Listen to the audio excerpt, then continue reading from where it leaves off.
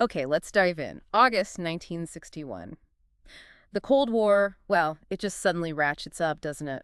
It really does. News breaks. The Soviet Union is shattering the nuclear test moratorium, and President Kennedy's immediate sort of gut-level reaction, according to Beschloss's The Crisis Years, was just stark. Fucked again. Yeah. And Beschloss really emphasizes this wasn't just, geopolitics as usual for Kennedy. It felt deeply personal, a betrayal. Right.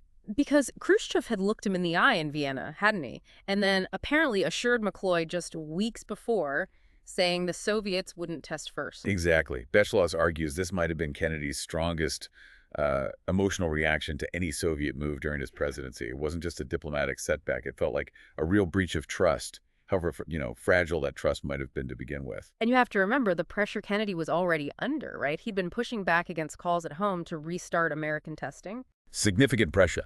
Public opinion. Eisenhower chiming in. The Joint Chiefs. They were all pushing him.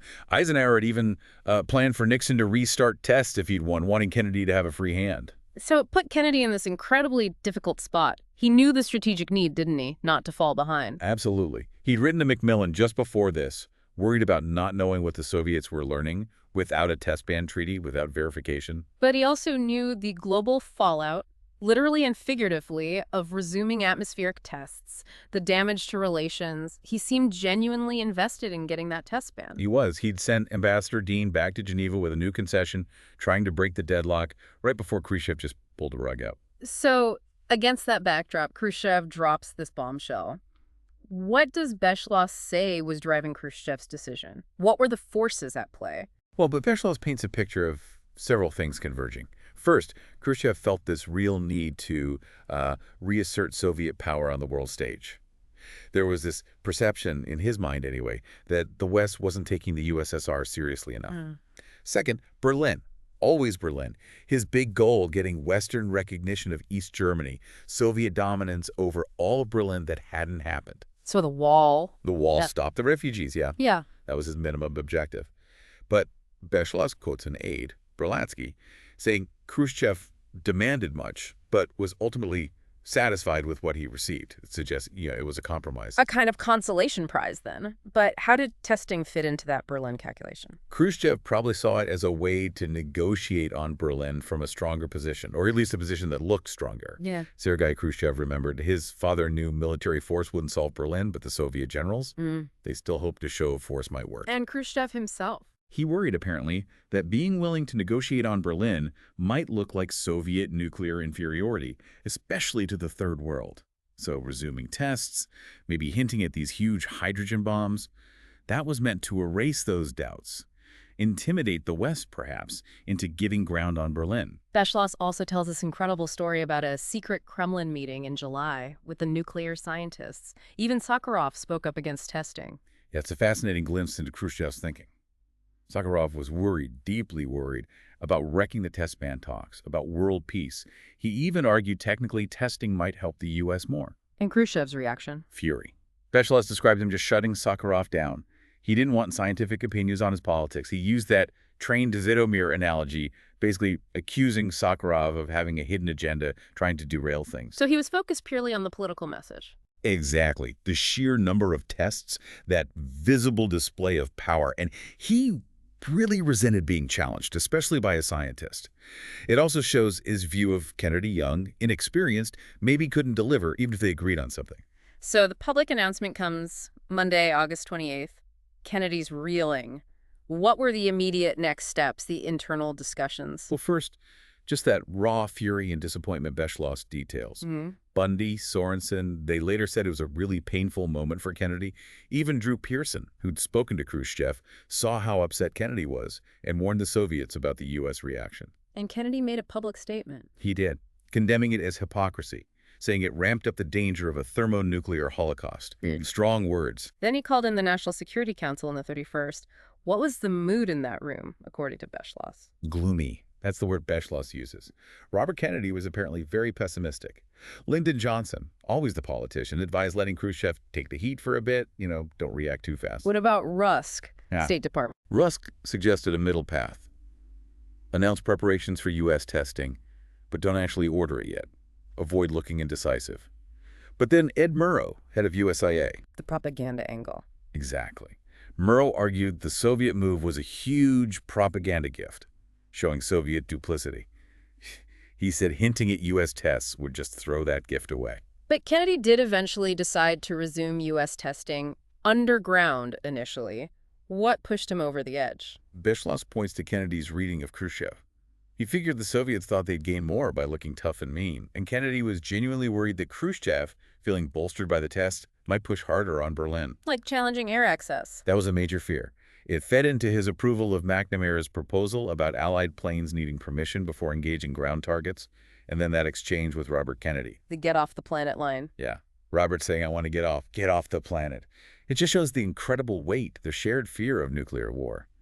It echoed Boland's earlier feeling that 1961 was the most dangerous year yet. This really seems like a moment where Robert Kennedy's influence crystallizes, doesn't it? Especially on foreign policy. Beschloss makes that case strongly. Oh, absolutely. Beschloss tracks it carefully.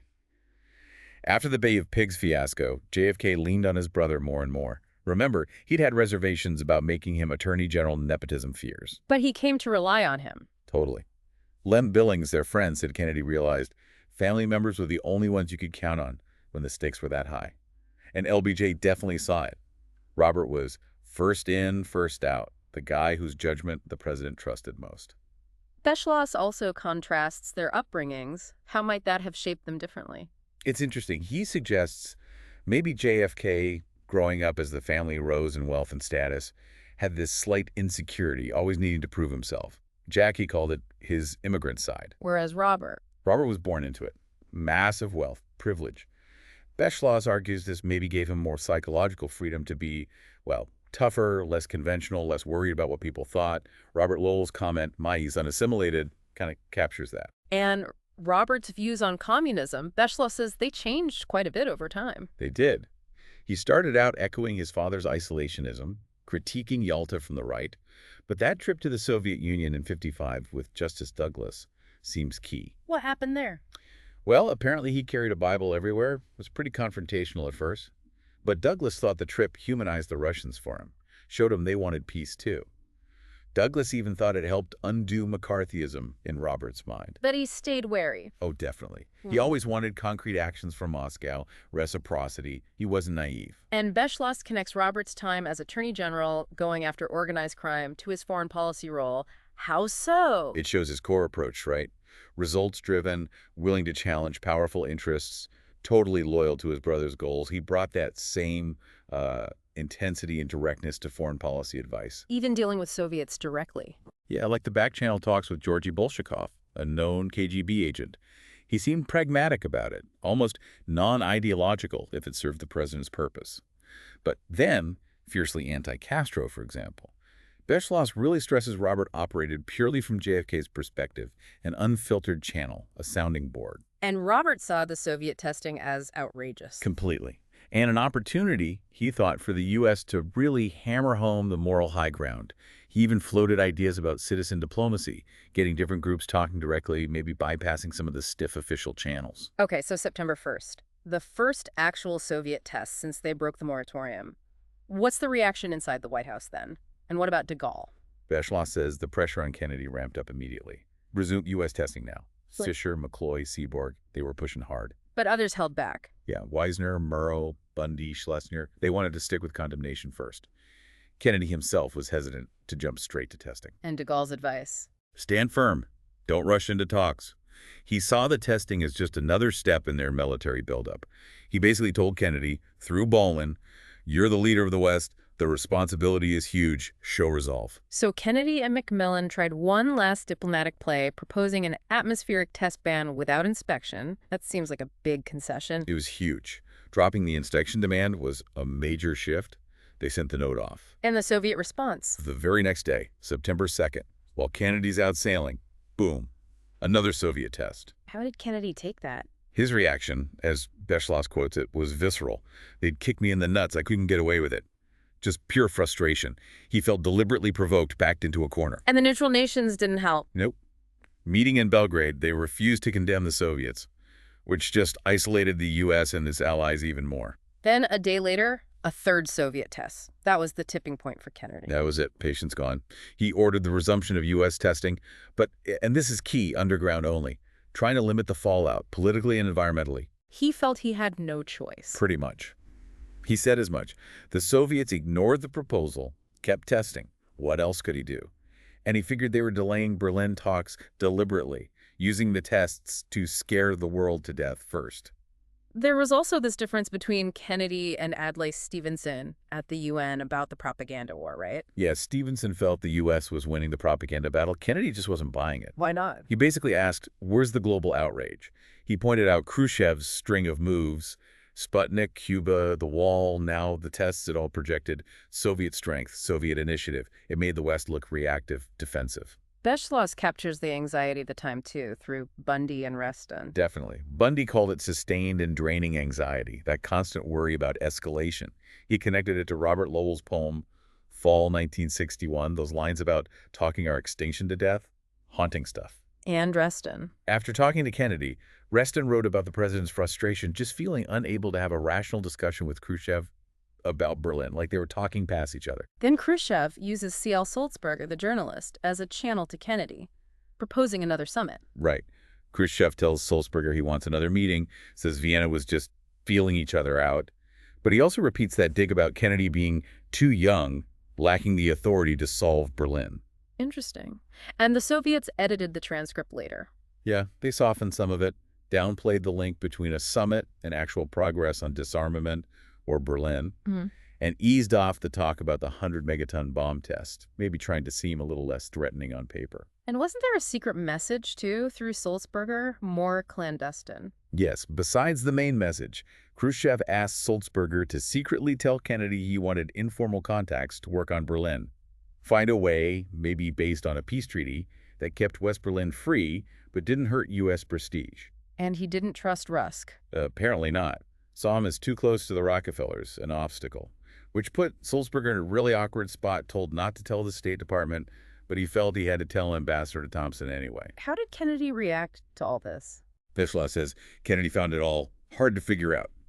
What was Khrushchev really after with these mixed signals? Meanwhile, the military side, General Lemnitzer briefs Kennedy on September 13th about Soviet nuclear capabilities. What was the bottom line? Based on new satellite intel, Lemnitzer said the Soviets could hit Western Europe hard, but their ICBM threat to the U.S. homeland was more limited then. Still serious, mind you, but limited. So the U.S. still had superiority. Vast nuclear superiority, Lemnitzer called it.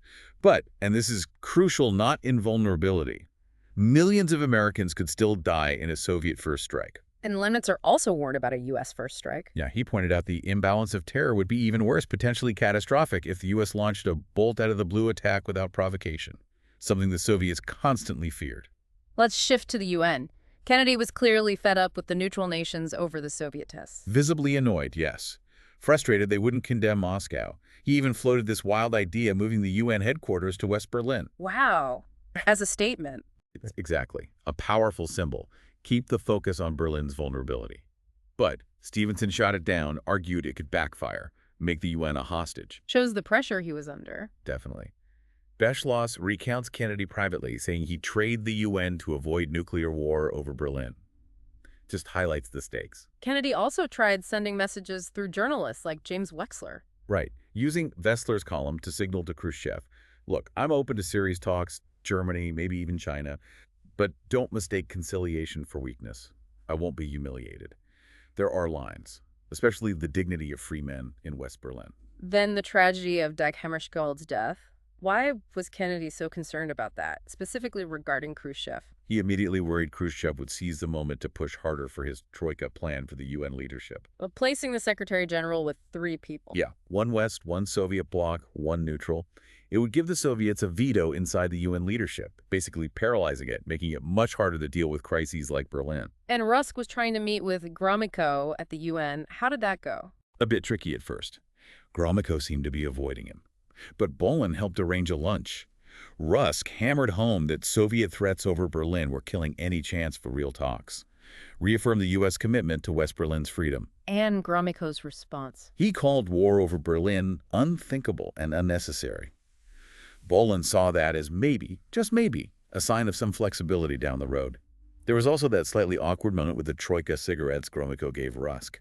A little bit of human awkwardness amidst the tension. Exactly. So Kennedy heads off to prepare his big UN speech, and Salinger has a secret meeting with Karmalov. Yes. Karmalov tells Salinger that Khrushchev is willing to meet soon, willing to consider U.S. ideas on Berlin. But he also warned them, don't make the UN speech sound like that July 25th warlike ultimatum. How did Kennedy take that message? Salinger relayed it. Kennedy apparently saw it as positive, maybe hinting the Soviets weren't totally rigid on the East German regime. He decided to reply informally via Salinger and didn't change his speech significantly. Okay, the UN speech itself. Beschloss really flags this as a major moment. What were the key themes? Kennedy prepped intensely, even reading it aloud for feedback. The speech was this powerful plea to end war. Mankind must put an end to war, or war will put an end to mankind. He challenged the Soviets to a peace race. And on Berlin? Firm commitment to West Berlin's freedom and access, but also acknowledging legitimate Soviet security interests. He ended with that stark image of avoiding a flaming funeral pyre. Beschloss knows Kennedy wrote deep, slow on his copy for that part. And Robert Kennedy added a warning just before. Yeah, on Meet the Press, Robert warned that the president would use nuclear weapons if Khrushchev miscalculated over Berlin. Upping the stakes publicly. So after the speech, more secret communication. Yes. While Kennedy was away, Bundy sent him special intelligence, hinting at a further squeeze coming on Berlin. Then Bolshakov calls Salinger urgently. They meet secretly at the Carlisle Hotel. And Bolshakov has A written personal message from Khrushchev for President Kennedy. The back channel was very much active. So let's wrap this up.